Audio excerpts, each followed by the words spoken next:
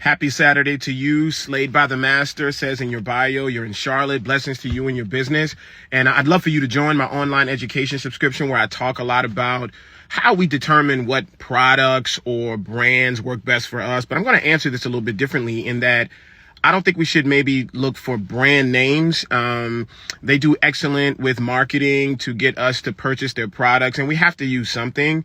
But before we maybe pick just a name or just a label, when there's so many different product brands that are out there, I literally could probably rattle off 50 different permanent color lines that are out there.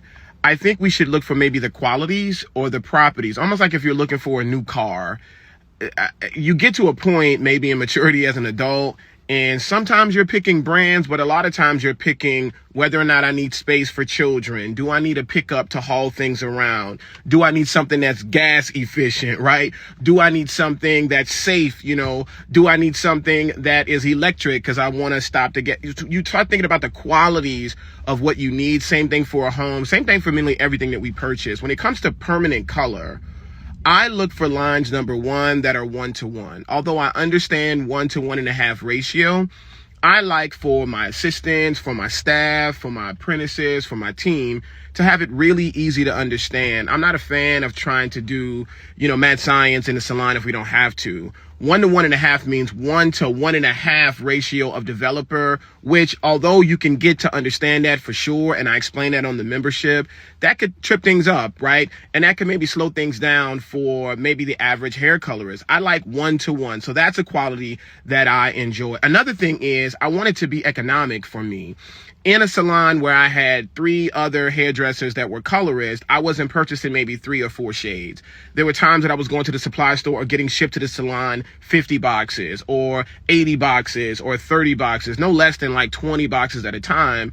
And that can really add up if the boxes are $10 per box of hair color. So I want it to be economical and affordable for me. Another thing is I prefer tubes that are at least 3 ounces in the tube. See, these are the qualities that I pick. So then you start narrowing it down and you pick a line. I also enjoy lines. You mentioned about reds or coppers or blondes. I want lines that do not have as much warmth throughout the whole line.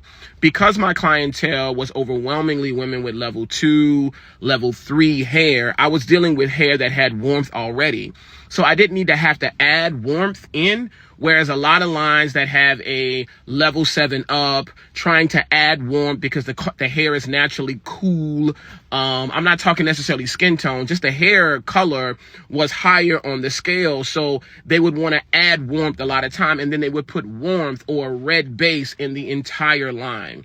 So I would steer away from lines that were always warm, adding too much warmth. Imagine putting warm makeup on warm skin. We would want to, as people that have darker complexions or warmer complexions, we want to put coolness to balance it out. So look for lines that have a gray base or a blue base or a cool base, or at least have significant series in their line that have great cool series, great B series, great violet series, to be able to counteract a lot of lines. So you could have these more pale, sand, khaki, and neutral tones when it comes to your blondings.